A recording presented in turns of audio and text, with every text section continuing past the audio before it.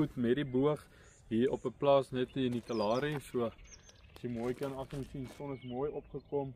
Vanmôre so duinderig gewees en dit het gereën gister, so die veld gaan mooi vars wees. So ons hoop ons kan op 'n kudu se spoor kom of 'n vark of dalk 'n rooibok raakloop. So ja, ons is vroegoggend op die voet met die boog, met my rugsak.